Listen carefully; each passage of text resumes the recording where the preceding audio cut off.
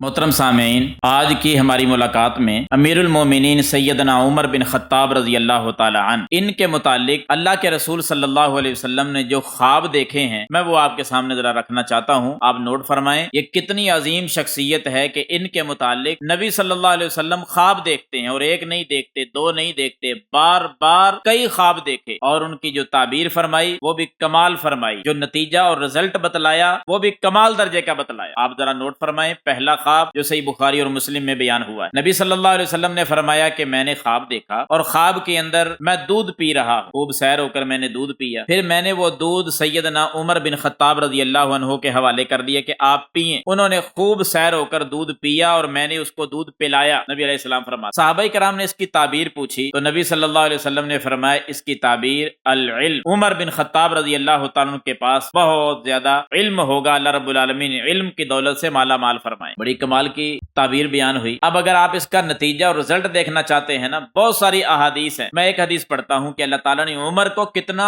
علم دیا تھا۔ عمر بن خطاب کے پاس اتنا علم تھا، اتنا علم تھا، تبھی تو نبی صلی اللہ علیہ وسلم فرمایا کرتے تھے کہ لو کان بعدی نبی لکان عمر، اگر نبوت کا سلسلہ جاری رہتا، مجھ پر نبوت کا دروازہ بند نہ ہوتا، مجھ پر ختم نبوت کا تاج نہ سجایا جاتا، سلسلہ اگر جاری رہتا تو لوگوں نوٹ کر لو، میرے بعد اگر کوئی نبی ہوتا تو میرا عمر علم کے اندر اتنا آگے ہے کہ اللہ اس کو نبوت کے درجے پہ فائز کر دے۔ یہ نتیجہ ہے علم کا۔ اسی وجہ سے سیدنا عبداللہ بن مسعود رضی اللہ تعالیٰ عنہ فرمایا کرتے تھے، جب سیدنا عمر بن خطاب رضی اللہ عنہ شہید ہوئے، قبر کے سپرد کیا گیا، تو عبداللہ بن مسعود نے اپنی محبت کا اظہار کچھ اس طرح کیا تھا۔ پیارے ابن مسعود کہنے لگے کہ اے عمر، علم کے 9 حصے آپ قبر میں لے کے چلے گئے اور ایک حصہ علم کا ہے جو پوری دنیا میں تقسیم ہوا پڑا۔ اللہ اکبر۔ میرے محبوب صلی اللہ علیہ وسلم کا جو خواب تھا اس کی تعبیر علم کے ساتھ، اور پھر علم کی بنیاد پر اگر نبوت جاری رہتی تو نبوت کے درجے پہ فائز ہوتے، اور دنیا سے جب گئے ہیں تو علم کے 9 حصے لے کر قبرستان چلے۔ اسی طرح نوٹ فرمائے حضرات، نبی صلی اللہ علیہ وسلم نے دوسرا خواب دیکھا عمر بن خطاب رضی اللہ تعالیٰ عنہ کے بارے، اور یہ حدیث بھی صحیح بخاری کے اندر ہے۔ وہ خواب کیا ہے؟ امام کائنات صلی اللہ علیہ وسلم نے خواب دیکھا، فرمایا بینما انا نائم، میں سویا ہوا تھا کہ مجھ پر لوگ پیش کیے گئے، میری امت کے لوگ کچھ پیش کیے گئے، اور وعلیکم سن، ان پر قمیضیں اور کرتے انہوں نے پہنے ہوئے، کسی کا کرتا سینے تک آ رہا تھا، کسی کا کرتا اور قمیض ناف تک پہنچا ہوا تھا، کسی کا گھٹنوں تک پہنچا ہوا تھا۔ میرے محبوب صلی اللہ علیہ وسلم فرماتے ہیں میں نے اپنے پیارے عمر کی طرف دیکھا تو ایسا کرتا پہنا ہوا تھا کہ سارا وجود اس کرتے کے اندر ڈھانپا ہوا ہے، پاؤں تک وہ قمیض جو ہے وہ پہنچا ہوا، سارا کا سارا وجود اور جسم اس کرتے کے اندر، اس لباس کے اندر، اس قمیض کے اندر ڈھانپا ہوا ہے۔ آپ علیہ الصلوۃ والسلام نے فرمایا کہ اس خواب کی تعبیر یہ ہے الدین، اس سے مراد دین ہے، یعنی عمر بن خطاب اس کا سارا وجود اللہ کے دین کے مطابق ہے، اس کا ایک عمل بھی دین کے خلاف نہیں ہو۔ تو نبی صلی اللہ علیہ وسلم نے یہ بھی بات بیان فرمائی تھی نا، ان اللہ جعل الحق علی لسان عمر وقلبی، کہ اللہ تعالیٰ نے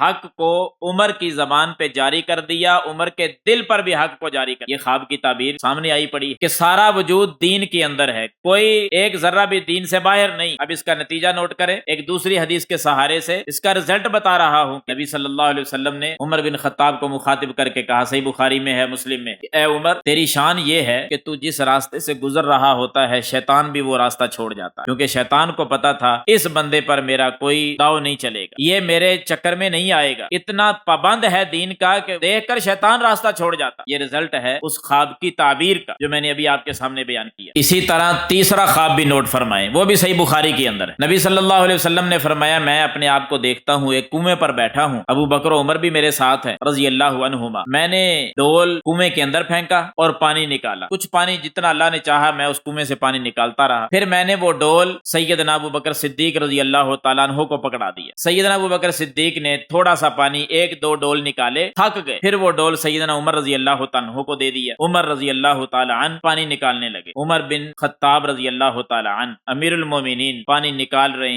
رہے ہیں۔ نبی علیہ السلام فرماتے میں خواب میں دیکھ رہا تھا اتنا پانی نکالا، لوگ دور دراز سے سفر کر کے آ رہے ہیں، خود بھی سیراب ہو رہے ہیں، اپنے جانوروں کو بھی پانی پلا رہے ہیں، مشرق و مغرب سے لوگ آئے اور بڑا پانی ان کو پلایا۔ تعبیر تو بالکل واضح ہے نا، اس میں خلافت بھی بیان ہو رہی ہے کہ نبی صلی اللہ علیہ وسلم نے ڈول ابو بکر کو دے دیا، انہوں نے 2 ڈول پانی کے نکالے، عمر فاروق کو دے دیا، 2 سال خلافت سیدنا ابو بکر صدیق کی ہے، پھر عمر کی خلافت آئی، اس امیر المومنین المومنین نے کتنا پانی نکالا، اسلام کہاں تک پھیلایا۔ اس پانی سے مراد اسلام کا پھیلنا ہے، لوگ مشرق و مغرب سے آنے لگے، کہاں تک اسلام پھیلا ہے عمر بن خطاب کے زمانے میں۔ ذرا فتوحات کا مطالعہ کر کے دیکھیں، رونگٹے کھڑے ہو جائیں کہ ایک انسان نے، ایک بندے نے اس حد تک اسلام پھیلا دیا، اتنی دور تک اسلام کے جھنڈے گاڑ دیے۔ یہ ہیں عمر بن خطاب رضی اللہ عنہ۔ اگر ان کی تاریخ کو پڑھیں نا تو آپ کو یہ واقعہ بھی ملے گا، مدینہ میں بادل آتے، امیر المومنین کے زمانہ میں کبھی کبھی بادل آتے اور بغیر بارش برسائے چلے جاتے۔ عمر بن خطاب رضی اللہ عنہ کو پتا چلا کہ لوگ اس وجہ سے پریشان ہو گئے ہیں کہ بادل آئے، بارش نہیں ہوئی۔ بادلوں کو آتا ہوا دیکھ کر اہل مدینہ خوش ہوئے، بغیر بارش برسائے جاتے ہوئے اہل مدینہ بادلوں کو دیکھ کر پریشان ہو گئے کہ بارش ہی نہیں ہوئی۔ عمر بن خطاب رضی اللہ عنہ کہنے لگے لوگوں کو کہ اے لوگوں، ان بادلوں کی وجہ سے پریشان نہ ہوا کرو، ان کو جانے دو جہاں جاتے ہیں، کہیں تو برسیں گے نہ جا کر، جہاں بھی برسیں گے یاد رکھنا وہاں اسلام کے جھنڈے عمر بن خطاب نے گاڑے ہوئے ہیں، فائدہ مسلمانوں کا۔ جہاں بھی برسیں گے برسنے دو،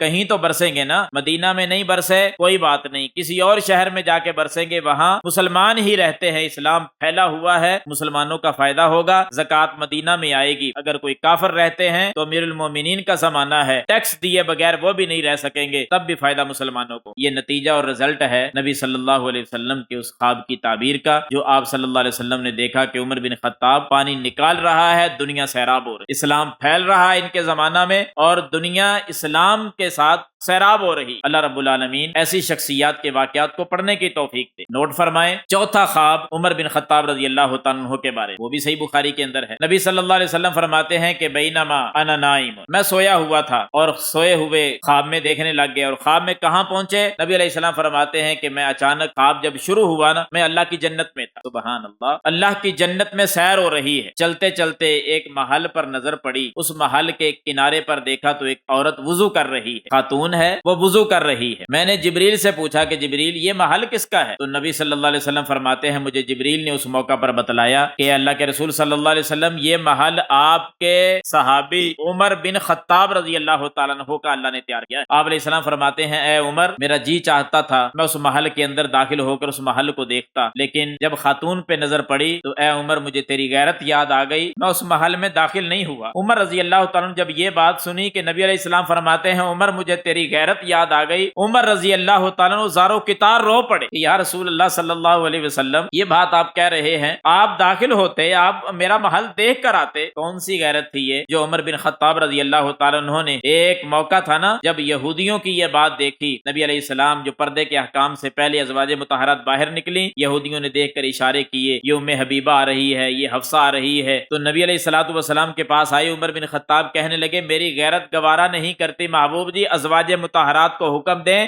یہ گھروں سے باہر نہ نکلا کرے۔ اللہ نے قرآن نازل کر دیا، عمر کی اتنی غیرت برداشت ہی نہیں کرتے کہ یہودی ازواج مطہرات کی طرف اشارہ کر کے نام لے کر کہیں کہ فلاں فلاں آ رہی ہے۔ اللہ نے پردے کے احکام نازل کر دیے، یا ایھا النبی قل لازواجک وبناتک ونساء المؤمنین یدنین علیہن من جلابیبہن، پردے کے احکام نازل ہوئے، مستقل طور پر عورتوں کو گھروں میں رہنے کا حکم جاری کر دیا، اور اگر کبھی ضرورت کے تحت نکلنا پڑے تو باپ پردہ ہو کر عورتیں گھروں سے نکلیں، یہ غیرت عمر کا تقاضا۔ نبی صلی اللہ علیہ وسلم کے خواب عمر بن خطاب رضی اللہ تعالیٰ کے متعلق بہت زیادہ ہیں، 4 خواب میں نے آپ کے سامنے بیان کیے ہیں۔ ہمیں کیا حاصل ہوتا ہے؟ لوگوں، امیر المومنین عمر بن خطاب رضی اللہ تعالیٰ عنہ جیسا عقیدہ اپنا لو، ان جیسی نیکیاں اپنا لو، ان جیسی نماز پڑھو ابتدا سے انتہا تک، سحری افطاری کے معاملات عمر بن خطاب جیسے بنا لو، طلاق اور نکاح کے معاملات میں جو عمر بن خطاب کا موقف ہے اس کو اپنا لو، نماز تراویح کے بارے میں جو عمر بن خطاب رضی اللہ تعالیٰ عنہ کا نظریہ اور عمل ہے اس کو اپنا لیجئے۔ عمر بن خطاب کا عقیدہ توحید کتنا مضبوط تھا، حجر اسود کے سامنے آئے بوسہ دینے لگے تو کیا کہا؟ انی اعلم انک حجر، قربان ہو جائیے، انی اعلم انک حجر لا تضر ولا تنفع، میں اچھی طرح جانتا ہوں کہ تو ایک پتھر ہے، نہ کسی کو نقصان دے سکتا ہے نہ کسی کا فائدہ کر سکتا ہے، آخر میں تجھے کیوں چومتا ہوں؟ عمر بن خطاب نے یہ مجبوری بھی واضح کر دی، فرمایا کہ اے حجر اسود، میں اس لیے بوسہ دے رہا ہوں لولا رأیت رسول اللہ صلی اللہ علیہ وسلم یقبلک ما قبلتک، اگر میں نے اپنے نبی صلی اللہ علیہ وسلم کو تجھے بوسہ دیتے ہوئے نہ دیکھا ہوتا، ما قبلتک، میں تجھے کبھی بھی بوسہ نہ دیتا، چوم رہا ہوں اس لیے میرے نبی تجھ سے پیار کرتے تھے، بوسہ دیتے تھے، لیکن یہ بات فائنل ہے کہ ایک پتھر ہے، نفع نقصان کا مالک نہیں۔ مجھے یہ بتلاؤ کہ حجر اسود جو اتنا قیمتی پتھر ہے، جس کی واقعتاً فضیلت ہے کہ وہ جنت سے آیا ہوا پتھر جو اس کو عقیدہ توحید سے چومتا ہے اللہ اس کے گناہوں کو معاف کر دیتا ہے۔ قیامت کے دن یہی حجر اسود اللہ کی عدالت میں آئے گا اور بندوں کے حق میں بول بول کر گواہیاں پیش کرے گا۔ اتنی عظمتوں والا پتھر عمر بن خطاب تو اس سے بھی مخاطب ہو کر کہتے ہیں تیری کوئی حیثیت نہیں۔ بتلاؤ اتنا عظیم پتھر کو دنیا میں ہے کوئی اور پتھر نہیں۔ لوگوں نے ایسے ہی جگہ جگہ پر پتھر رکھ کر ان کو برکت والا سمجھ لیا، کسی نے درختوں کو برکت والا سمجھ لیا، کسی نے مٹی کی ڈھیری کو برکت والا سمجھ لیا۔ یہ چیزیں انتہائی خطرناک ہیں، یہ توحید کے منافی ہیں۔ لوگوں کسی کی کوئی حیثیت نہیں، کوئی انگوٹھی میں فیروزہ ڈالے اس پتھر کی بھی کوئی حیثیت نہیں۔ فیروزہ یاد رکھنا قاتل عمر کا نام ہے فیروزہ، ابو فیروز لولو جو ہے یہ اس کی طرف نسبت کر کے لوگ فیروزہ ڈالتے ہیں اور بڑا بڑا کچھ ہونے کا